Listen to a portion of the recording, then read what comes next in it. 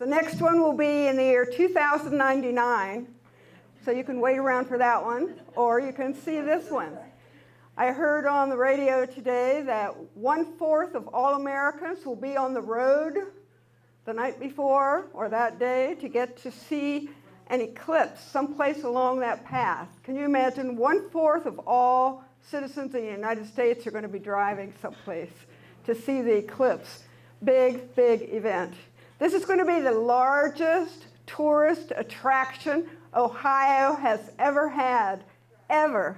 It's going to be phenomenal.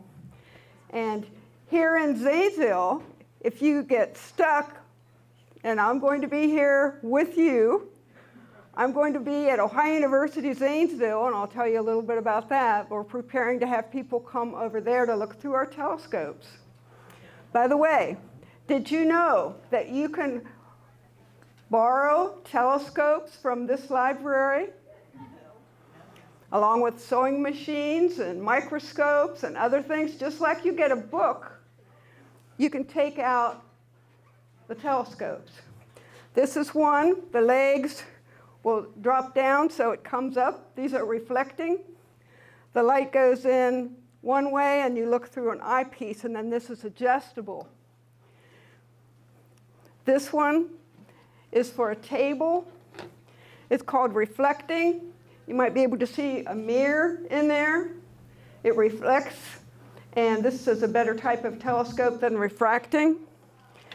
And this one, if you check out this telescope, it has a sun-safe filter. If you put this sun-safe filter on the front of this telescope, you will be able to use it to see the sun. You can borrow it for the eclipse and take it with you wherever you're going to go to watch this total solar eclipse. And of course, you can always take pictures through the eyepiece, and they will give you eyepieces, and there's an instruction book that tells you how to use them. So you can check out books, telescopes, sewing machines, microscopes. You might want to check what else is available other than books that you can check out here at the library. But these are wonderful. These are excellent. They're easy to use. Personally, I would check out this one, the tabletop one. It's very sturdy. When you use the tripod ones, sometimes they misbalance, and some people have some problems keeping them upright. So on the front board, I put my name. I am the Eclipse Ambassador for NASA Partner Group, Eclipse Ambassador for the National Science Teachers Association, and for the Space Science Institute. And if there is a slide here that you want to remember because of instructions or something, take a picture of it with your phone camera. Then you can enlarge it or something. So you can just enlarge it so you get nothing but the screen in there. So if anything I put up there you want, like a map or something, or names of where you can see the eclipse, take pictures of it so that you'll have it on your camera. The Zanesville Astronomy Club is an affiliate of the Night Sky Network. It was founded in 2013 when Ohio University gave me permission to use the Lewis telescope. And we have now over 400 participants in the Zanesville Astronomy Club. The Zanesville Astronomy Club uses the Lewis Lewis telescope that was donated by Dr. Lewis, and it has a 17.5-inch Newtonian Cassegrain reflector telescope inside, and we use that as much as we can. The observatory was built to look like Palomar Observatory in California. So you may have seen that. It used to be on Dresden Road for many years. And as he got older, he couldn't carry a lot of the things that you need to carry, the telescope-wise. And so he donated it to Ohio University. And it just sat there for a year. And I thought, wow, we could use that. So Ohio University very gracefully let the club use that. Total solar eclipse. You will notice on this picture that the sun is black, and The outer edge of this is called the corona. You have never seen the corona naturally. The surface of the sun, and the sun is 866,000 miles across. The surface of the sun is called the photosphere. It is so bright that it blocks out the corona. The only time you can naturally see the corona is when the moon moves in front of the sun and blocks it totally out. And when it blocks it totally out, boom, the corona comes out and it's beautiful. And this year, it's a double treat because when the eclipse happens, there is a comet. If you look at the sun, it would be, if you look at the sun, it's going to be right about here. There's going to be a comet there, and the comet is one that it keeps giving explosions. And when the explosions occur, they make it visible to you that you don't need a telescope to see it. So you're going to be able to see if it has one of these explosions near the eclipse time. If you look at that point, right about here, you're going to see a comet. So if you see the eclipse, here in Zanesville, we won't be able to see the comet, maybe. It may not be bright enough. We'll have to wait and see. With our telescopes, maybe we can. We'll have 2 telescopes at Ohio University for anyone to come view from 1:55 until 3:30. So this is what I was starting to say was this is what's called a maximum. Every 11 years, there's a huge mass of sunspots. And then they distinguish a little bit less, and then they build up again. And 11 years from that high point to this high point, massive sunspots. We are at a maximum. So that corona, when it comes out, I expect it to be humongous. Now, some of you are very young, but I'll be 86 this year. So when I was here when televisions began. And you remember all the snow on the television? That snow was, each of those little snow particles was a cosmic ray from the sun. Now you have cable, you never have to worry about the snow. But if you had no cable and you were out in the country and you just had an antenna for the next year or so, there would be lots of interference because we are at a sunspot maximum. And there's lots of solar storms and sunspots and lots of things happening on the sun. One of the things I am is an information specialist. I worked for Battelle Memorial Institute. They sent me to London, England, and the World Council of Engineers trained me how to be an information specialist so that I could find information from all over, from any source. And using that, NASA sent me 68 computer programs on astronomy. I didn't even know I was getting them. They just appeared in my mail. And I called JPL in Houston to thank the education department. They didn't know anything about them. And they said, what are the names of them? So I gave them the names of some of the computer programs. They'd never heard of them. So someone at NASA heard of me, and I used those to find a Christmas star.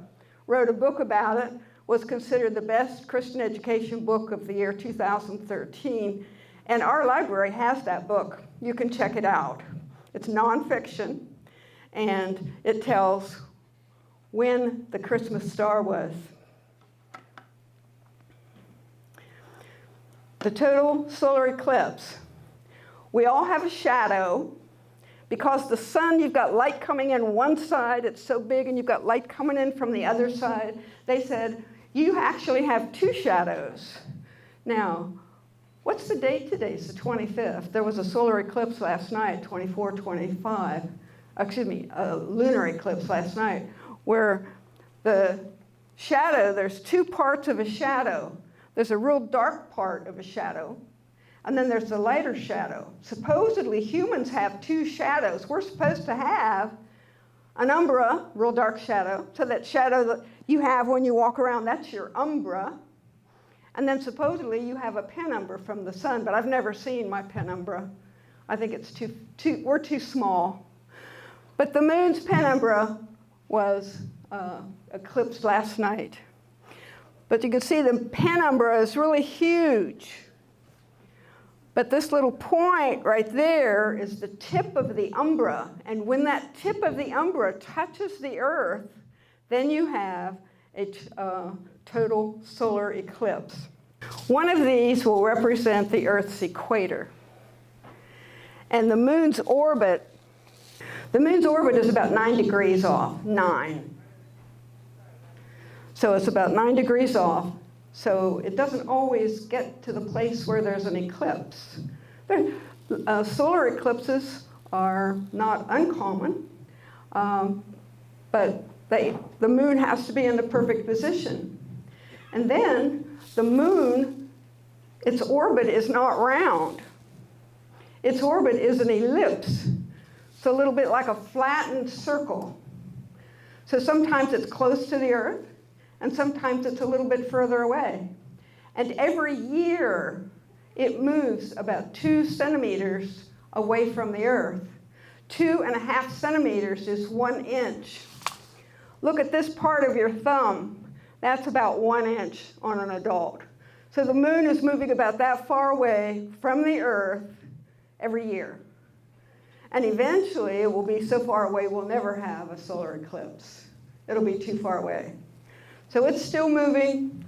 Eventually, it'll get to the point where it can't go any further because of the gravity of Earth, and it will start back. And the theory is that it's not going to ever hit Earth because as it comes back, as it goes around in its orbit, it will be pulled apart and break apart, and it will become one of the biggest rings in our solar system. Can you imagine the Earth having a huge ring all the way around it caused by the moon breaking up? That's going to be the future of Earth. And if we had a ring around Earth, you would never have dark because it would reflect the sunlight all the time. It would be beautiful. It would be absolutely gorgeous. But that's what's going to happen to our moon eventually. So we have, coming up very quickly, the sun, say the moon is only 2,193 miles across. That's the diameter, 2,193 miles. That's about the diameter of that's about the width of the United States. To give you an idea of how big is the moon, it would fit right over the United States. That's how big it is. So its distance is going to be just perfect for the shadow, the umbra, the tip of the umbra. And when it touches Ohio, as it passes through Ohio, it's going to be like 115 miles across. If you get to the center of the eclipse line, you're going to get to see the eclipse almost 4 minutes totality. If you're on the edge, it's going to be pretty fast because that shadow is moving 1,000 miles an hour. But being 115 to 124 miles in diameter, it will take a little bit of time for it to go past. So a lot of people are heading to Ohio, so 1/4 of all Americans that are traveling, we might get quite a few here in Ohio, and that's because it will be here for a long time. You'll be able to see the eclipse for like almost over 3 minutes, which is pretty awesome. I had a friend, Chuck Bruckelmeyer, who's one of the fellows in my astronomy club, who does repairs of telescopes. And if you need to learn how to use a telescope, he'll teach you how to use your telescope. He said he and his wife booked a cruise to see their first eclipse. And he said it was absolutely beautiful. He said, but what it was so fantastic was all the dolphins came around the ship. You know, just many, many dolphins. And they were probably afraid. They didn't know what was happening, but they knew if the Americans or the humans were there, that would be a safe place. So they just gathered all around the ship until it was over, and then they just took off. They said they were very surprised to see that. They never dreamed that would happen. So this was what happened last night, was the moon was right at the top of that penumbra. And actually, if you were outside, the penumbra is so dim, you wouldn't have known that it even happened, really. when you looked at it. Say, oh, there's an eclipse, lunar eclipse tonight at Penumbra, and you look, when's it going to happen? When's it going to happen? And it probably takes a while, but it's you don't see it very easily. But if the moon went into the Earth's shadow, that umbra of the Earth goes out several million miles, and if the moon were to go around the Earth and go into that shadow as it moves around the Earth, that is a total lunar eclipse then. And that happens. That's not unusual. These are eclipses that will, or some will happen. This is the one that you're going to see in April. It's starting way down here. There's already cruise ships that are arranged to be there for eclipses. The astronomers are saying Mexico is the best place because they have always good weather compared to other places. A lot of people are heading for Texas, Austin, Dallas, and then it's going to come up into Ohio, and then it'll stop here. So that umbra will touch the Earth on all those places, and it's about 115 to 124 miles in diameter. Going on. Oh, by the way, all the yellow ones are total eclipses. So you can see there's quite a few total solar eclipses that are going to happen. And then the orange ones are annular, which means the moon is so far away from the Earth, it's smaller, smaller, smaller, and it doesn't cover the whole sun, so you can see a ring around the sun. That's an annular eclipse. In the United States, this is where the eclipse is going to be traveling. This is a lot of people will be going down here, but the eclipse will be moving up here through Ohio. Cleveland, Ohio has been planning for this eclipse for over 5 years. They've been saying, we're going to be the party town, come here. They have no idea how many people are going to be there. They're going to be flooded with people expecting all the buildings and organizations to be offering things. And they will, probably. So that'll be one of the big areas. If you want to see the eclipse, you have to be in the path of that eclipse. Here's a little bit closer. Here is Zanesville, right here. Cleveland. This blue line right there, that blue line, if you're right on that blue line, if you're right under that blue line, that's the center of the eclipse. And that will be the longest place. If you're right under that blue line, you'll get to see it almost 4 minutes. And that's going to be absolutely beautiful. Absolutely beautiful. If you're only right along the edge, like on West Columbus, Hilliard area, or western Columbus area, it'll be fairly fast because it's just the edge of the edge of the moon. So it'll go through very fast. Where those in the center will have 3 minutes or more, 2 or 3 minutes. At the edges, you're not going to have very much time at all in comparison.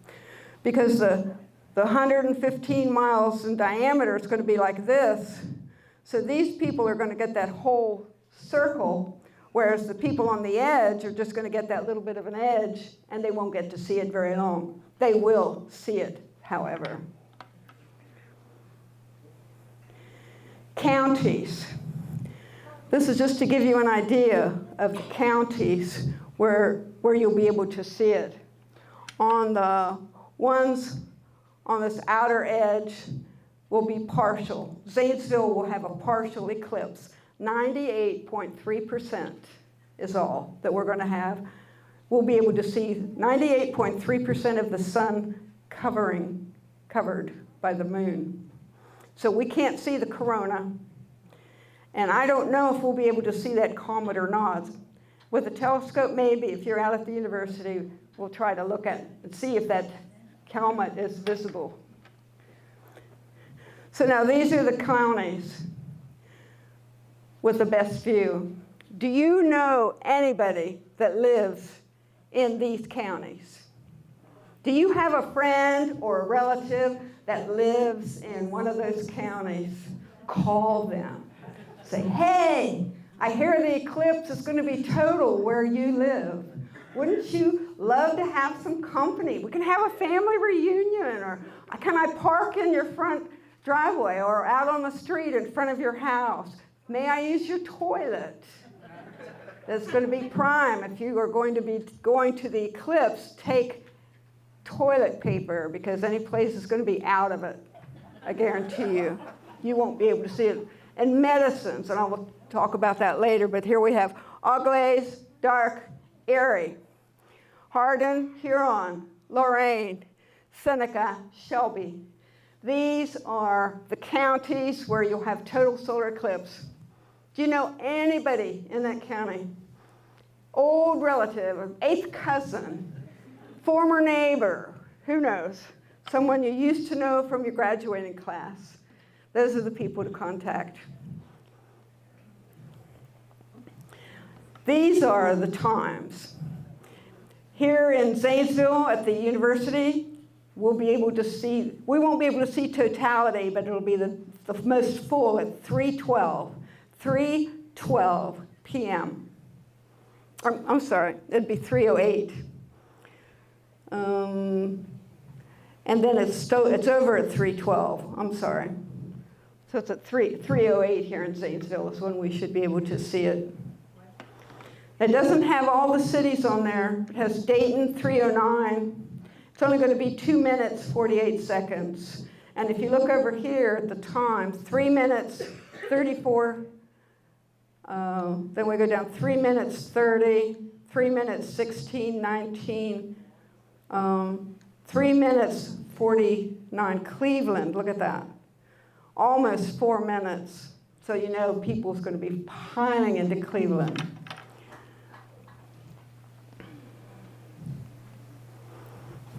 This is a little bit closer, so you can see Columbus. This is the southern limit of the total solar eclipse. So this is the interstate, the 270 that goes around Columbus.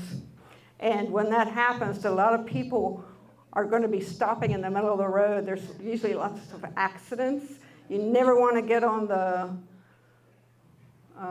side of the road, because that's where emergency vehicles will be.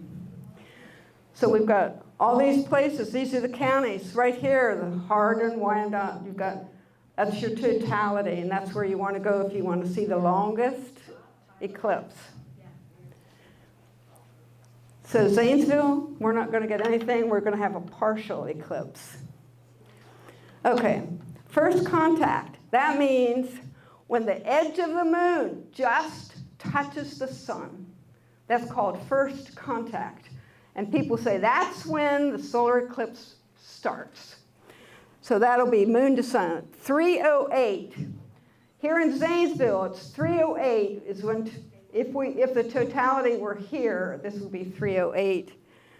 And it ends at 3:12. At 3:19, the moon's shadow leaves Ohio. And at 4:27, the moon is no longer over any part of the sun. It's the last time. So it takes a long time to get first contact for 1:55, and then the eclipse at 3-something. It's a little bit of time, over an hour. So that's information about what time to go outside with your lenses and see the sun.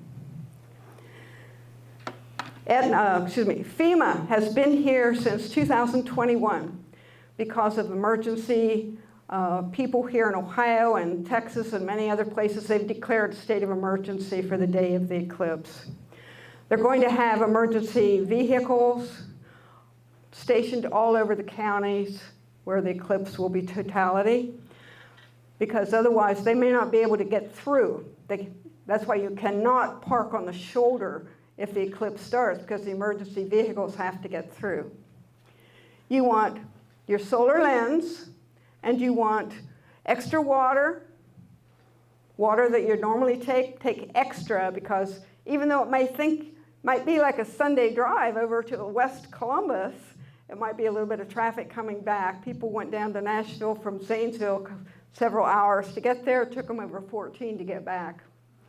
because of the traffic. They said the interstates were bumper to bumper. They would go about 5 feet, stop on the interstate. 5 feet, stop, 5 feet, stop. And they said they went off on side roads trying to get out of it, and it was the same thing. It was just horrible. And people that are going have no idea what the traffic is going to be like.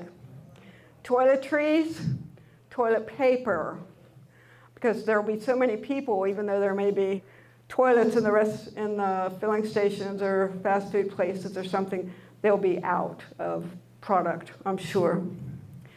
Clothing. You don't know how long you're going to be there. We don't know what the weather's going to be like yet either. So always have a jacket, a blanket. You might want to pull it out on the ground, take a nap or something while you wait.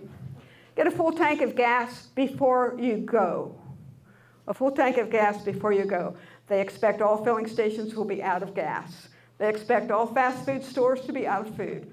They expect all regular restaurants to be out of food. They expect all grocery stores to be out of all the food that are the snack things that you can pick up, fruit, bananas, apples, all the little snack things. So take that with you. You're not going to be able to buy it.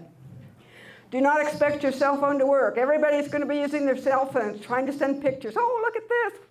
And the cell phone towers will be so overwrought that your phones won't work. Don't expect it to work, in other words. So let your family and friends know where you're going. Where are you?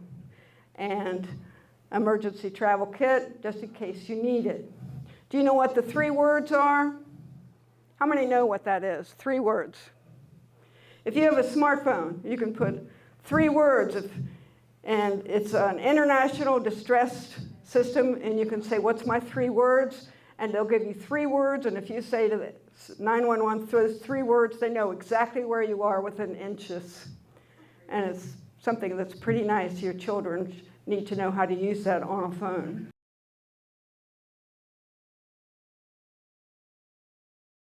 There's different types of solar lenses.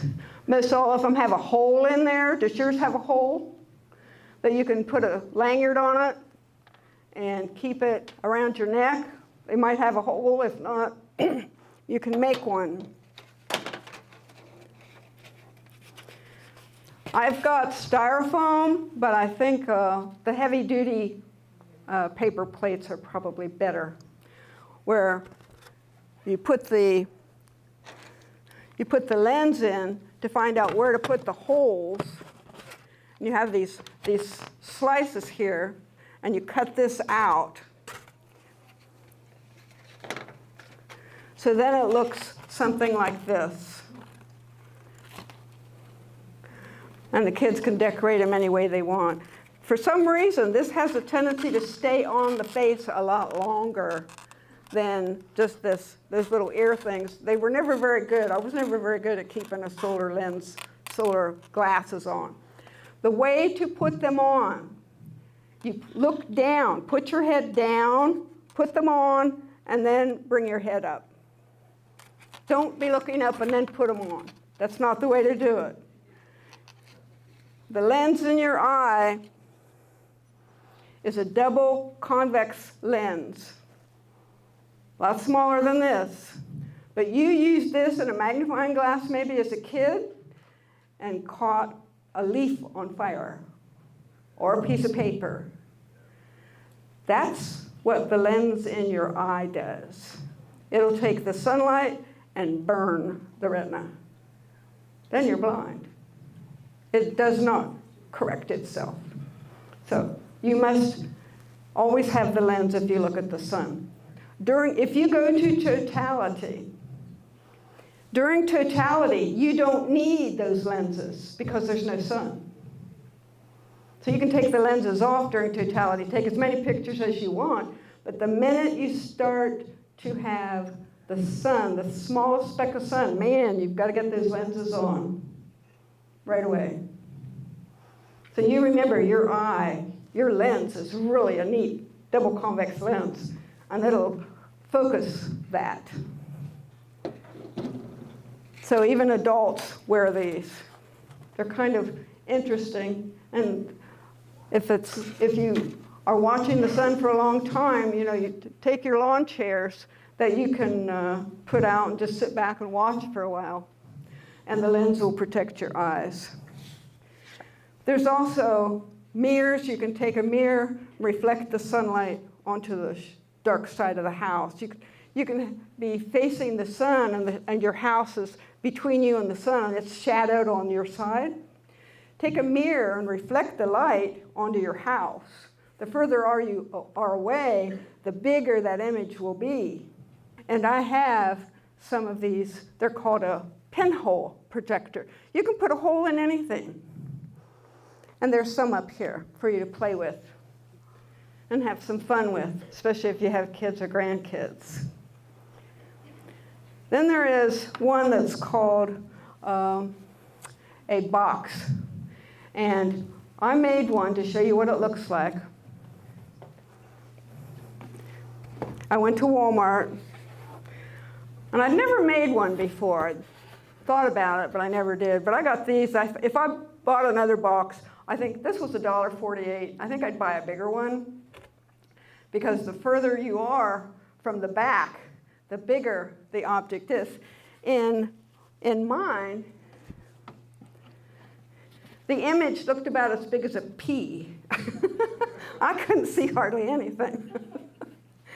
But in this box, you put the box together, and there's one side I put like white paper. I glued it in on the back side. Then a hole where you're going to look in, the hole you look in, and then over here is a little pinhole with aluminum foil put over that.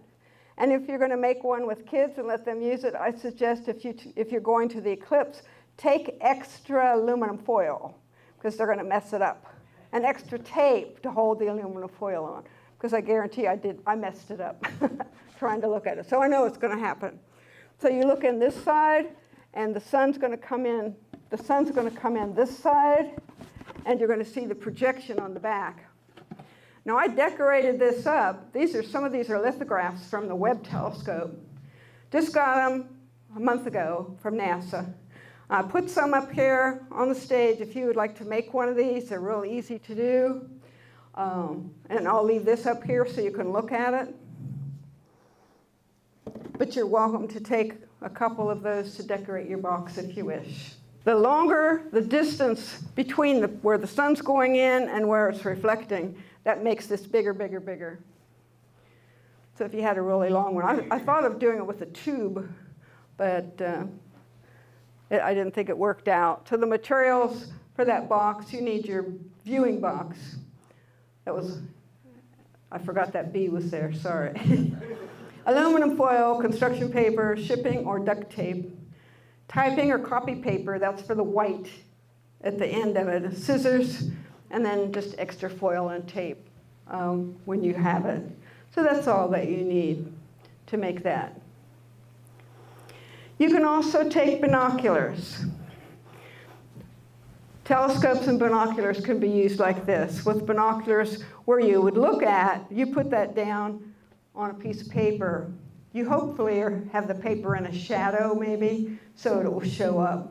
Or what you can do is put a huge piece of like cardboard or poster board or something, put a hole in it big enough for this, and bring it up to here. So then the whole paper's in a shadow. So that's one way you can do it. And you can project that against anything. It doesn't have to be a piece of paper, but it can be anything that you put it on. Using the pinhole, like I showed you with the pinhole, you can make your own pinhole. You're going to have the moon covering the sun and a piece of paper with a pinhole in it. Could be different sizes, small is fine. You can try different sizes and see which size you like the best. And then have a piece of paper down below or off to the side or wherever, it depends on where the sun is, and it'll project it. Then you can take pictures of what's on the paper. I've done that with telescopes. It works very good with a telescope also. If you want me to speak, by the way, if you look at my website, it's just irenebarron.com. I've written several different books that are religious books. And I do give talks to churches throughout southeastern Ohio. And then my email address is irenebarron@irenebarron.com. So if you want me to speak at any organization, many service clubs have me come in. I will be glad to do so. The 3x5 card, as I said, will come up here, but on the 7th of March, I received from NASA something that they didn't tell me they were sending it. It was a booklet that says, Getting a Feel for the Eclipse. And I wasn't quite sure what this was until I opened it up. If you were blind, this is like Braille. This is for someone that's blind to touch all of these things. And by touching them, they could see even the states. Each state is outlined on this. This is the neatest thing. If you know anyone that is visually impaired in Zanesville, I would be glad to spend an hour with them going over this. This is part of what they sent. I thought it was phenomenal for NASA to be that considerate to have someone design something for a visually impaired person. The second part of this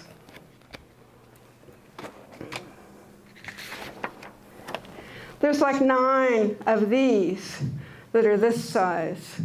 So this would be explosions on the sun during an eclipse, and they could feel, because if they're blind from birth, they've never seen the sun. They felt it, the heat that it produces. They've never seen the sun. They've never seen the moon. And it's really hard for them to visualize what's all this excitement about a total solar eclipse. But if you could envision, if I had a table with a real big box on it, I could put a real big box on that table, put a hole in the front of the box, and cover the box with a blanket so you couldn't see in the hole. And I could take this or one of 9 other ones. I've got all different kinds here. And the names of each one's in Braille. And I couldn't read Braille. So I looked up the pictures and wrote on the back what it is, so I could, if someone looked at it, then I could tell them what it was. But I thought that is so neat. There's like 1, 2, 3, 4, 5, 6, 7, 8, 9, 10 of these. Each one is different. But isn't that phenomenal? So if you know someone that is visually impaired, let me know. My email is irenebarron@irenebarron.com. Easy to remember. Or you can find it on my website, irenebarron.com. And you are welcome to come up and look at these. And I'll move this telescope a little bit, but if you have children, make sure that they don't press down hard. I don't want it punched in, so you got to be very careful with it. But you're welcome to come up and look at these.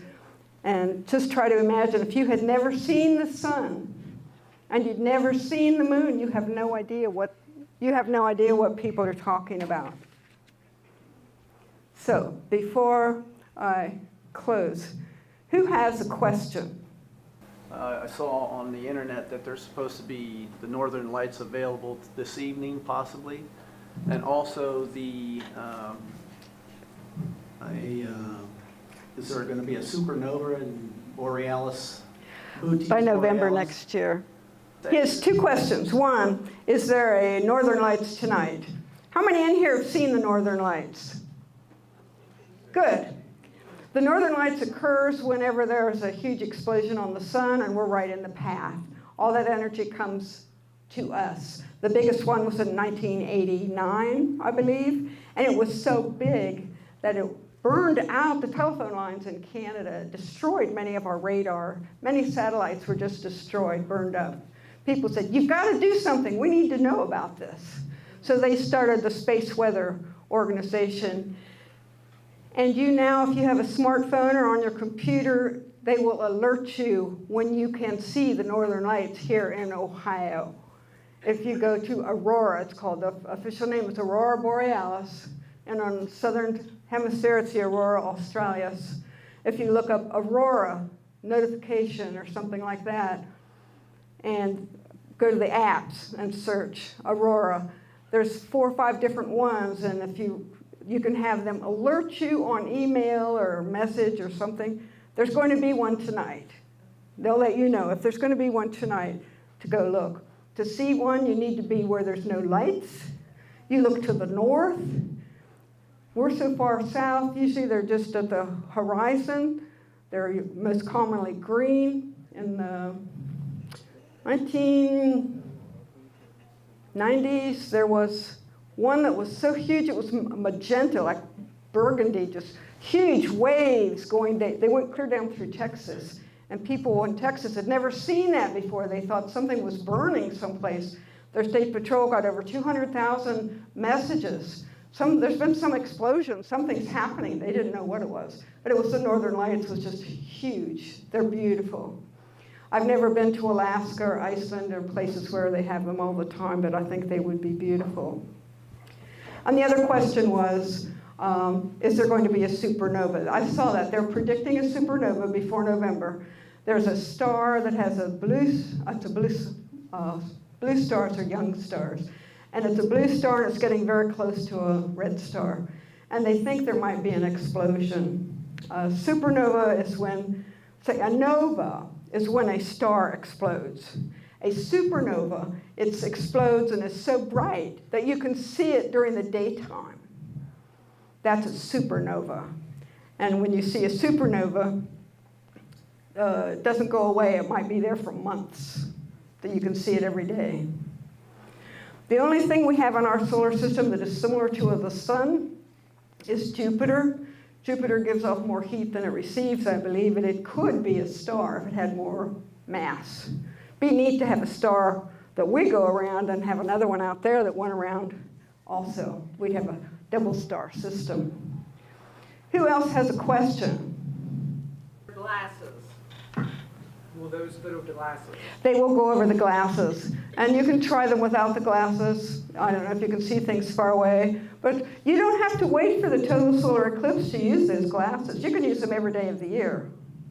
So when we leave here, look at the sun with your glasses. Can you see them without your lenses? Try it.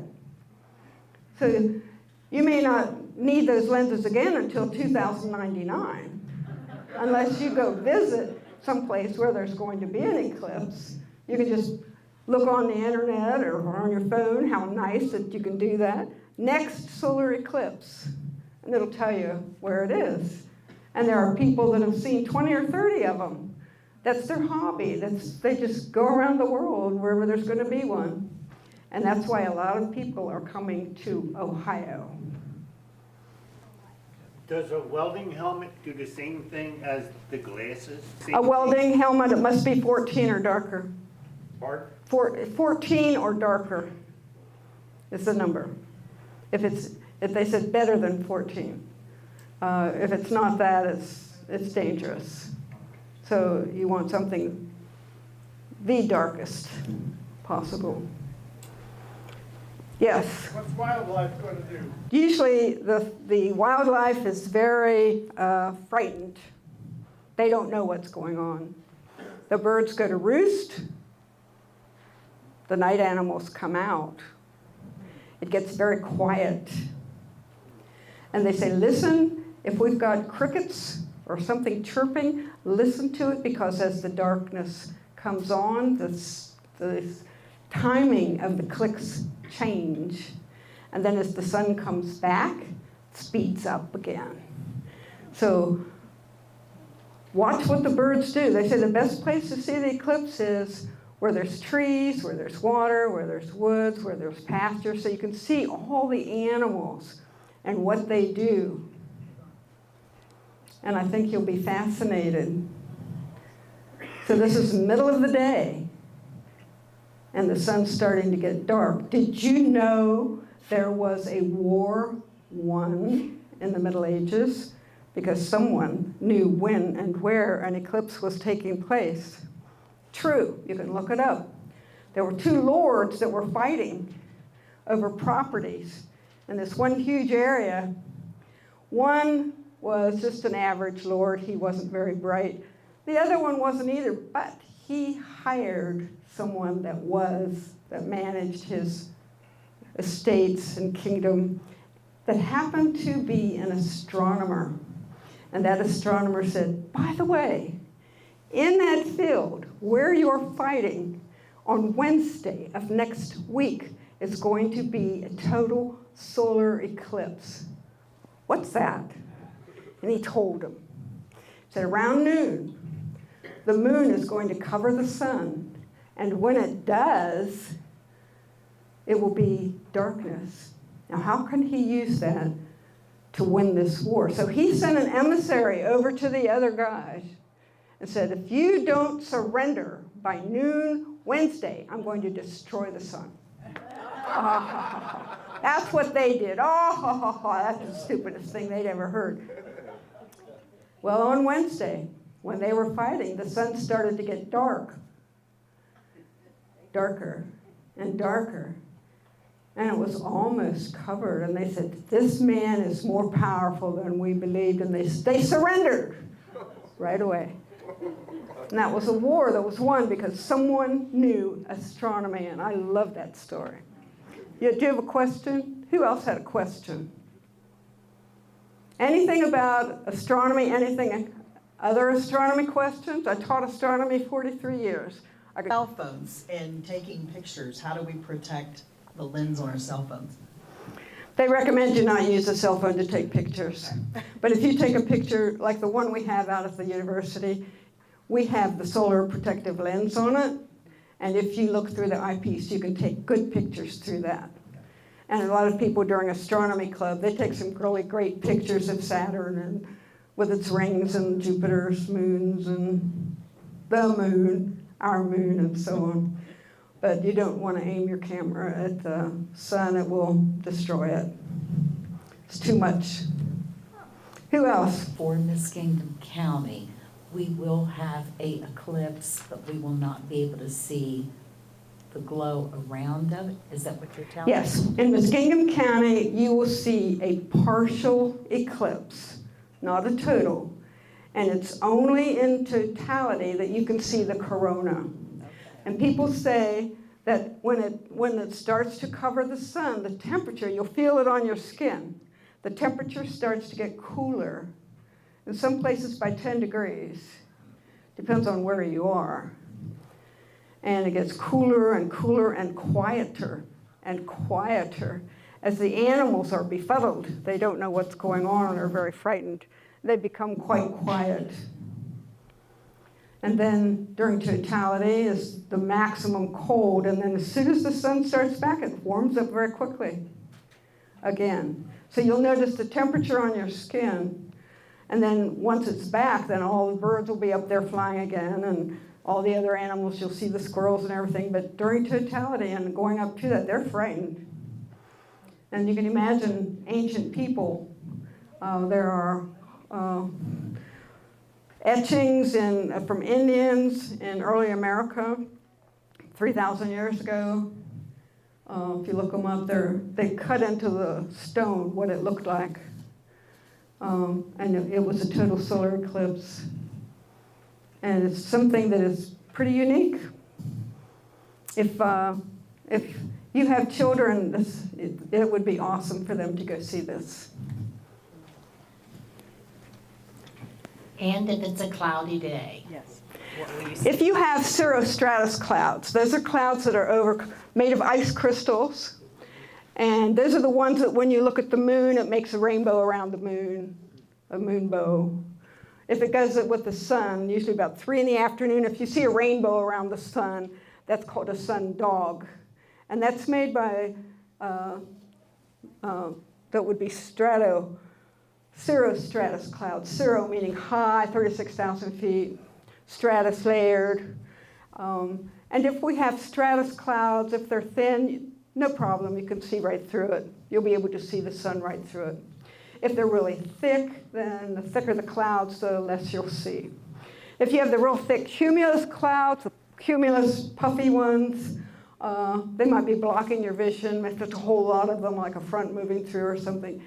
Daggone, you just won't see much at all. So we'll have, don't know what the weather, I keep checking every day, and they don't go that far, but then sometimes you can't be so dependent. In Zanesville, they'll say rain, and it's beautiful. You know, you never know. You're in Ohio. Question. But Irene, it'll still get dark though, won't it? I mean, Yeah, we'll see 98.3% of the sun will be covered in Zanesville. if there's clouds. So it'll be darker. You'll definitely notice the darker. And I'm so glad they closed the schools, because the kids are all going to say, what's going on? What's going on? And they paid for glasses, solar glasses, for every student in the Zanesville City Schools.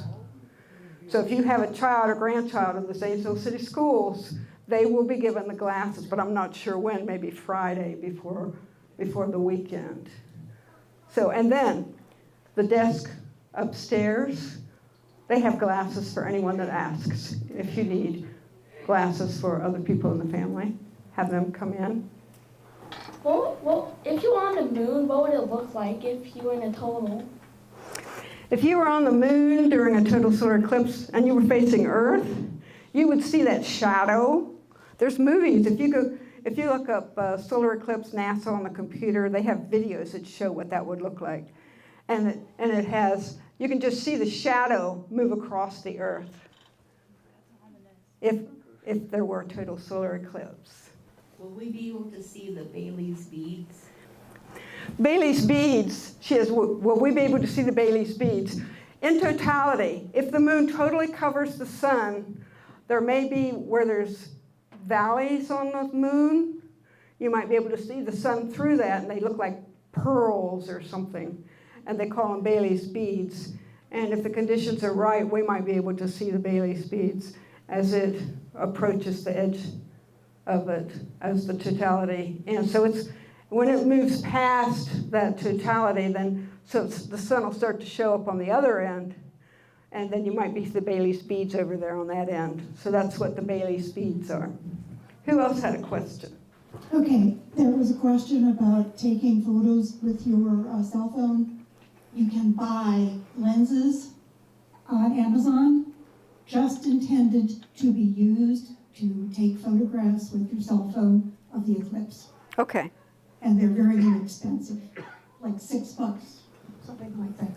Well, the lenses that you have, if you buy 1,000 of them, they're 14 cents each. And that's how the library could buy so many. So they bought, the gentleman that's in charge here at John McIntyre, he bought lenses for every library in Muskingum County. So every library in Muskingum County, if you go to that library and ask at the desk for a lens, they'll give each person a lens until they run out. Who else has a question? What if a person is driving right into the sunlight at that time of day, or the mirror reflections from that? Is it going to hurt their eyes? There are many times you have to drive and you're facing the sun. Right. I just put my hand up if I can't get it with the visor. So I had to come home when I gave a talk at New Concord Library last week. The sun was just right in front of me, and my visor didn't go down enough. And it was very frustrating because I had the sun right there. It wasn't an eclipse or anything, but you don't ever want to look at the sun. So I just put my hand there to block it out so I could see. Otherwise, I was blinded. Did you hold these, Say that. the glasses in front of your lens on your camera?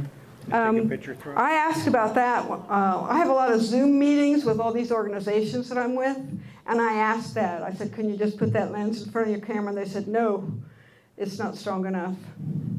If you saw the lenses on the telescope, or the telescopes we're going to have at Ohio University, they're very different. And you can buy the material that makes that, then you could use that, but it would take a while to get here.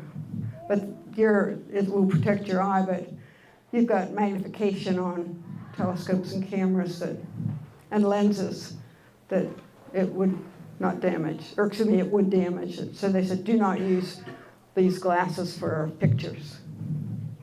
Thank you guys for coming. I love you all. Thank you. That was great.